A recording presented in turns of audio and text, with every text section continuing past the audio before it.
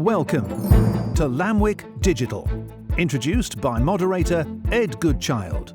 Welcome back to Lamwyk Digital, and on this occasion we're really fortunate to have two speakers. Firstly, Mark Peness, who is the Managing Director for Flagship PR, and secondly, Courtney Ellul, who is a partner for Peppercomm in their London office. Their great expertise is in internal communications, and they're going to share some top tips on how that can work whilst we're all in lockdown.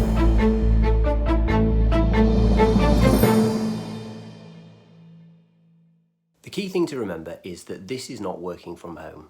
We're seeing a lot of clients that seem to be thinking we can just carry on as normal. Actually, that's not the case, and we're hearing a lot of blowback from employees through surveys and various other feedback mechanisms. This is a global pandemic. People are suffering, and so it's up to organisations to make sure that they recognise this even while continuing to trade. So listen first. Most important thing, connect regularly, listen first. If employees want to tell you what's going on at home, they will, but you need to have all of your antennae up to listen for difficulties that are going on around them and see what you can do to help them solve it.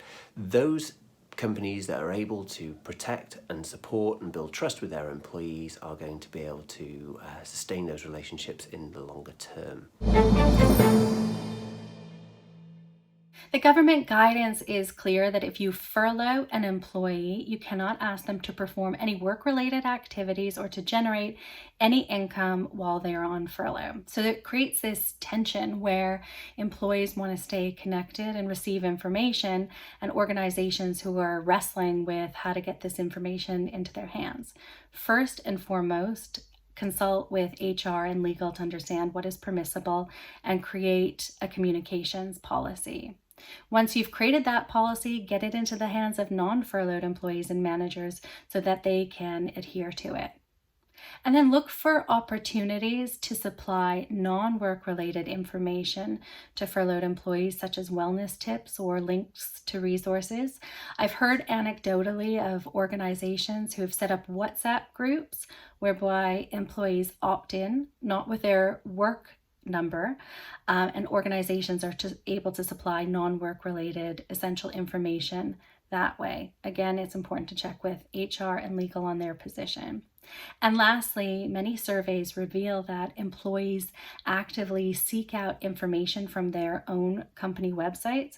So make sure that the information on your corporate site is up to date so that your employees can stay informed, abreast of developments, and connected to the organization.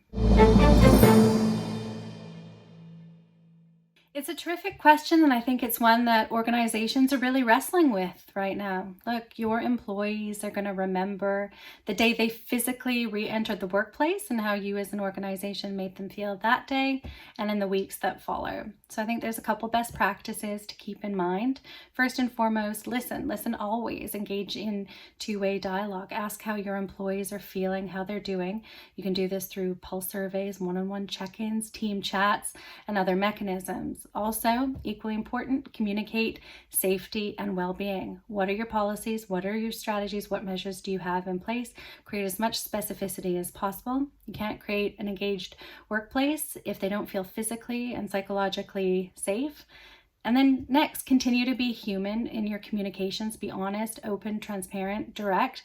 You may not have all the answers, but even if you can agree to a particular cadence. So for example, employees can expect an email every Monday or a video call every Thursday. That shows the organization is in control and can create great comfort.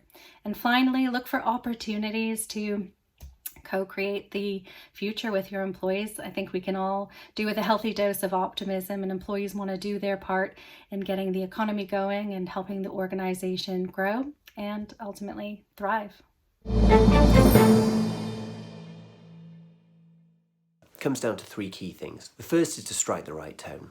This is the COVID era. This is not the time to go out and ask people to buy right now. Their P&Ls have often taken a hit. They have got people on furlough, people working at part-time. They're just not operationally set up to move in the way that they were beforehand. And if you're not responsive to this, you're just going to annoy people. So find the right tone. If you can find a way to give back, do. The second thing is about to make sure you stay proactive and communicate. The firms that we're working with are proactively engaging with their clients, with their potential clients, with the media and the wider marketplace. And why? Because they know that this is a time that the more that you can get on the front foot in terms of overall share of voice, you've got a much bigger opportunity to make an impact. That's hugely important when we get out to the second part of this. The final part of the advice is to plan. We're talking with a lot of clients who are telling us on a regular basis that they're planning for the future.